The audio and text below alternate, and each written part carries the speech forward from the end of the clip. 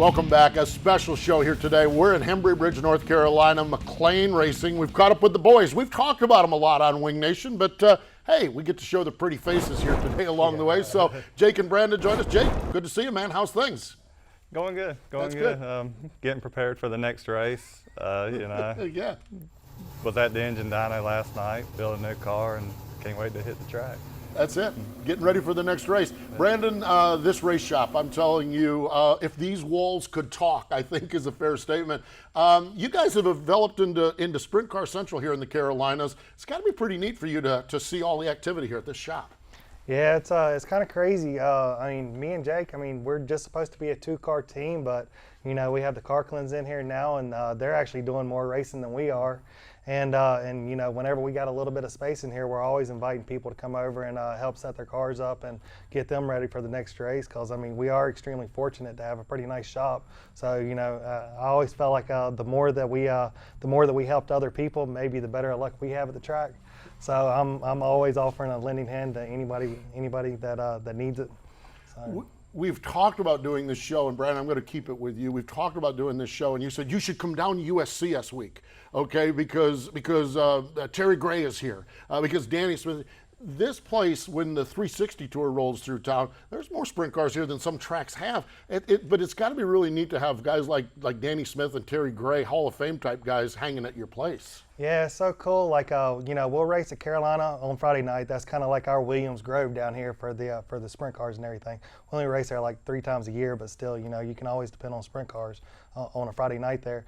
And so after that, everybody comes to our shop, and we're either going to Lancaster or we're going to Gaffney, Cherokee Speedway.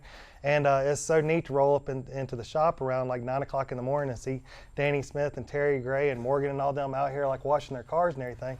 And the only thing bad about it is I have to work on Saturday, so I can't hang out with them.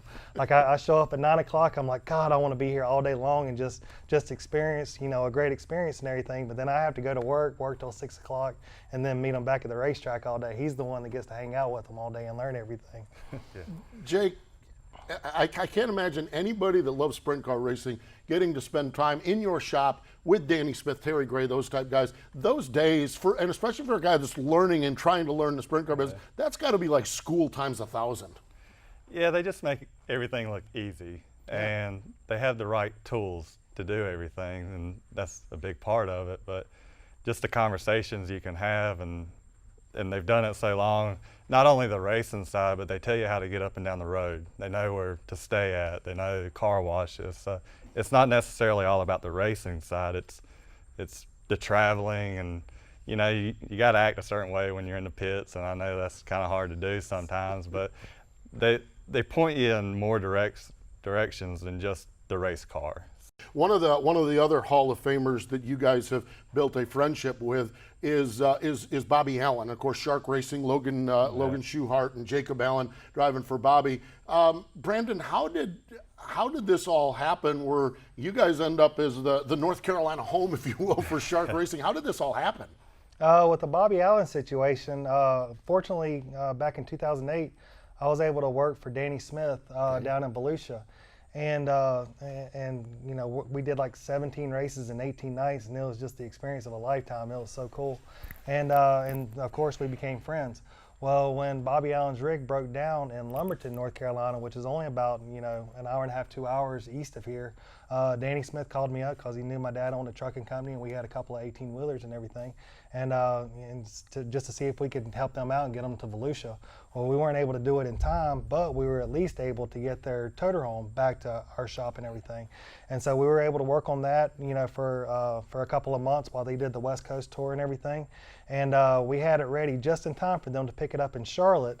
But then that's when their other toter home broke down on the way to Charlotte. So me and Jake had to take off a day of work, haul butt up to Philadelphia. Well, we actually stopped at Cane's and grabbed the engine to take to Pennsylvania, stuck it in the back of Bobby's motorhome. Stuck it in the bathroom of Bobby's motorhome. Yeah, and took it up there to Rob, and had a pretty good time. We hooked up at some truck stop, and coming through Philadelphia, the back door dropped. Oh my God, what? Then Bobby never missed a beat, and he was like, just pull over the side of the road whenever it's safe. And he got out of the truck, said one of the kids left the bar that runs across the door. Said they left that out, but nothing fell out, luckily. But that was pretty interesting. And then that night they won Charlotte. Yeah, so now we go win it's Charlotte. Pretty, so. it's pretty neat. One of the other big-time drivers, not Hall of Fame, although he's working on it, that you guys have a strong relationship with, and we've talked about this a lot on Wing Nation, that you guys are always hanging out with Casey Kane, and Jake, I know you drive his truck. Brandon, the friendship, the relationship, the business side of it, how did you guys get hooked up with Casey Kane?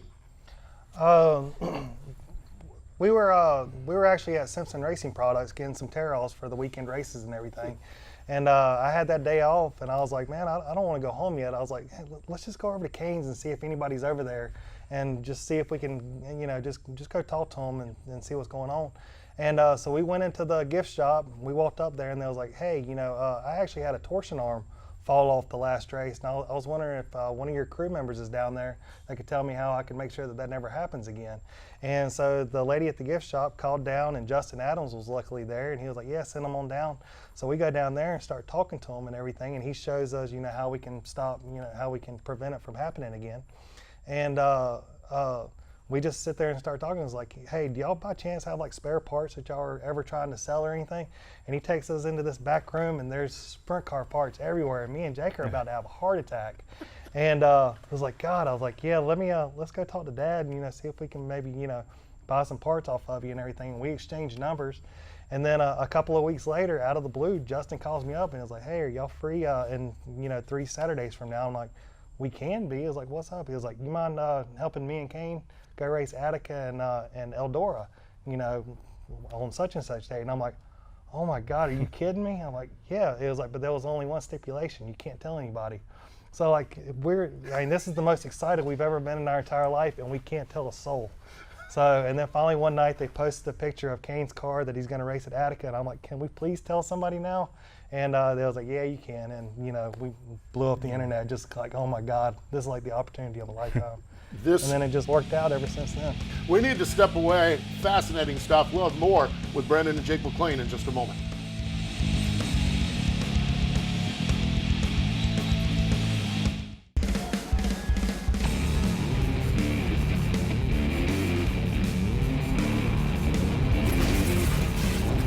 Welcome back. It is MRN's Wing Nation, presented by Sage Fruit here on MAV TV. We are in Hembry Bridge, North Carolina at McClain Racing and having a ball. Talking with Jake and Brandon. In a little bit, Ashley's going to join me. We're going to talk to the father of the operation, Doug. But continuing on with the boys, and we love the stories about Knoxville and Bobby Allen and everything. Brandon, the passion for sprint car racing for you, where did it come from? How did a kid from stock car country end up a sprint car fan? My whole entire family, my dad's side of the family, they grew up in the midgets and the National Modified Series and everything. And so we've always been around dirt track racing. Of course, we've always dreamed of racing with the Outlaws and everything, because they would show up at Metrolina, every 2 or 3 years or something like that. So we'd get to watch those, and man, those are some awesome races and everything. And I always thought that, we might never have a chance to race sprint cars because sprint cars aren't big around here. And unfortunately, me and Jake are a little bit above average when it comes to size and weight for a sprint car. So we probably weren't going to be too good in the mini sprints. So we were going to have to get into sprint car racing, even though we weren't going to be able to get to race that much around here. But thankfully, Pete Walton with the USCS, he was extremely consistent. No matter how diehard the late model fans and drivers and tracks were around here, he kept, promoting sprint cars around here, and you could always depend on him having, 8 to 15 races within 3 hours of Charlotte. So thankfully, he was able to stay consistent and keep pursuing his passion. That allowed us to live our passion and everything. And it's just so neat because this was, one of the dead spots for sprint cars in all of the United States. And with Pete staying consistent, and then with Brian Carter relocating the World of Outlaws to Charlotte, to Concord, and then with all these NASCAR, drivers, developing their own NASCAR teams and everything.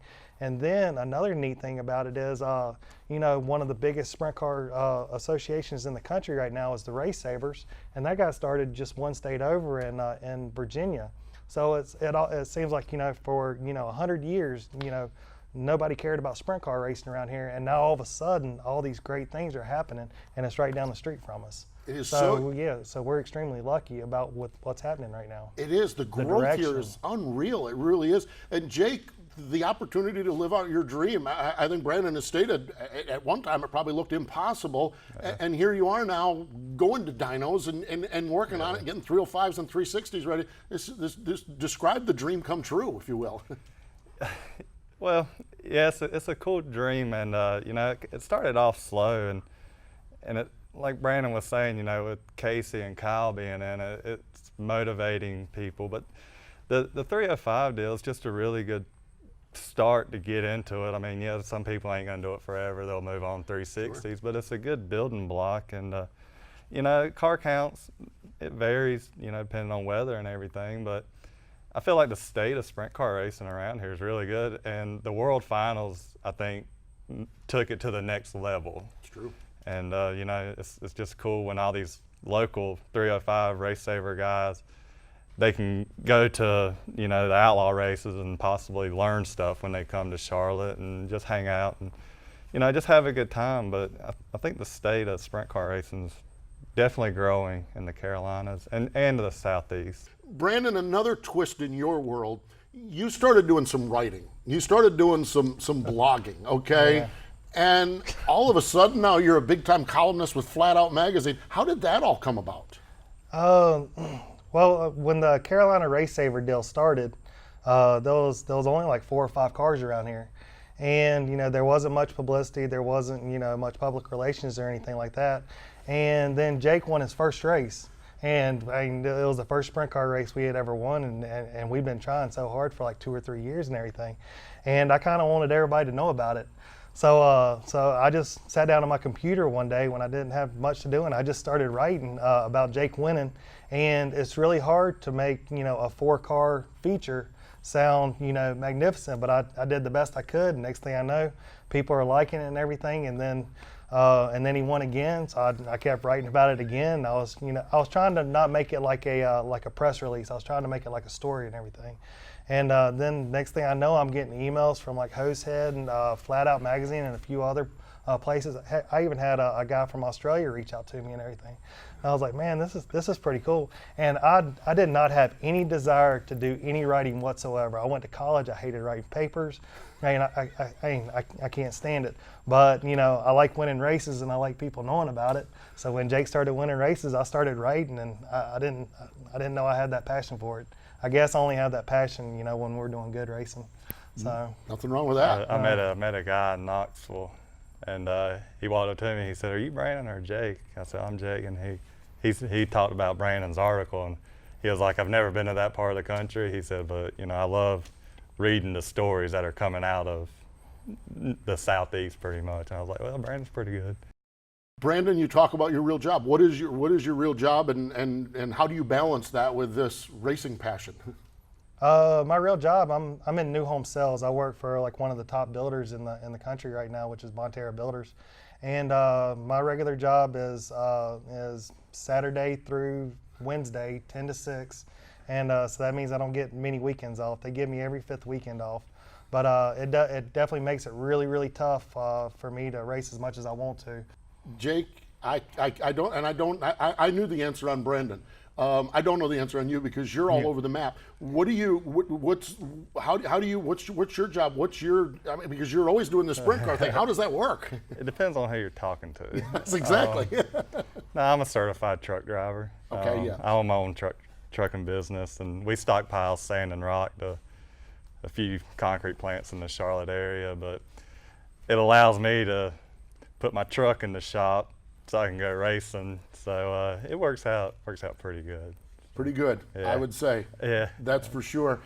If you haven't caught it, it's all about passion with these two guys. We're going to step away. When we come back, Ashley and I are going to be joined by the guy that started the passion for these two.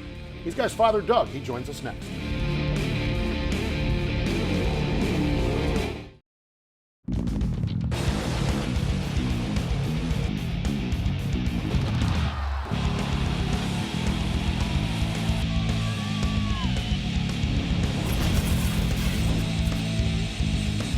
Welcome back. A special edition of MRN's Wing Nation, presented by Sage Fruit here on MAV TV.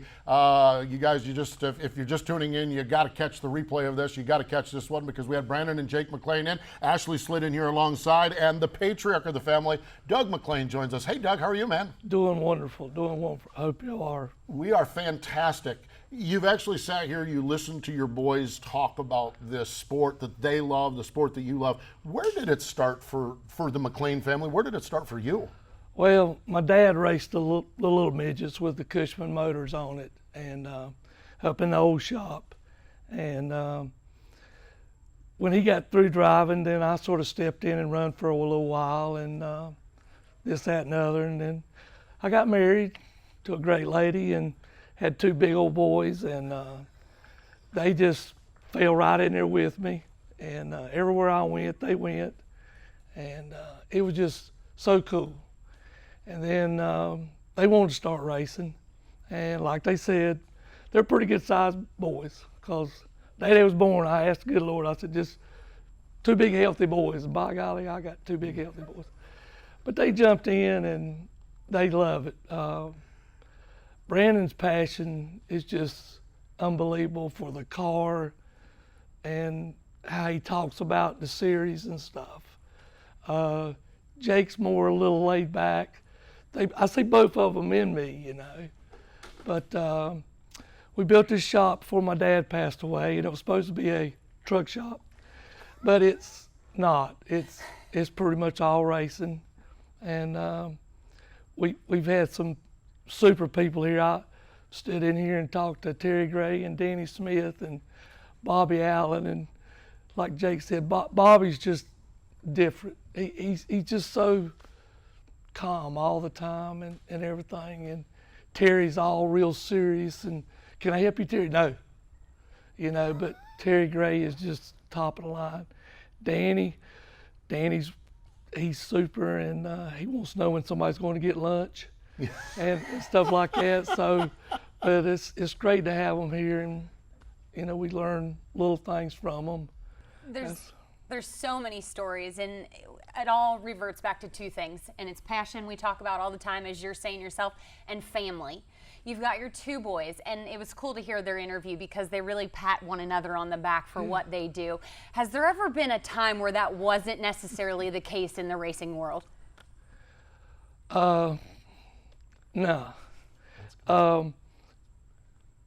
With the equipment we got, they pretty much run 6th and 8th or 4th and 5th. They seem like he's always a car. So I've got one eye on Jake and one on Brandon, and I'm watching them just, and after the race, Brandon especially, he'll say something about somebody or something. I said, I don't know. I watch you two. Yeah. I'm in the thing and I'm spinning around, and afterwards I'm a little dizzy and all that. But no, I think Brandon, he puts so much passion into Jake stuff. Yeah. When Jake wins, it's like Brandon wins also, and I just see it. But no, they're really two good boys. They really are. And if you want to try to take it to the next level, you know, you got to rely, and you can't do it by yourself. You really can't. You got to have friends. Justin Adams is just, he's been a blessing, him and Casey both, along the way and everything. And the deal with Jake at Knoxville, we were watching it on TV, and Brandon was flipping out, and Karen, my wife, was sitting there going, what's, Brandon said, you just don't understand. Dad, you tell her. Yeah. He's in victory lane at Knoxville Nationals, and you got a nice picture of him right there with Brad and the flagman and Jake. So it is passion. It's you know. I'm telling you, two great boys, one great father, one huge passion, and it's people like this that are driving sprint car racing here in the Carolinas, and we're glad we could spend time. Doug, we appreciate you allowing us to hang out in your shop today. Man, I've enjoyed it so much. Thank you. And it's wonderful having you here and people behind the scenes. I just think it's neat. North Carolina, Mama's phone's ringing off the hook, wanting to know what all the cars are doing here. And thank y'all for being here. Yes, absolutely great. Hey, we need to step away. More Wing Nation in just a moment.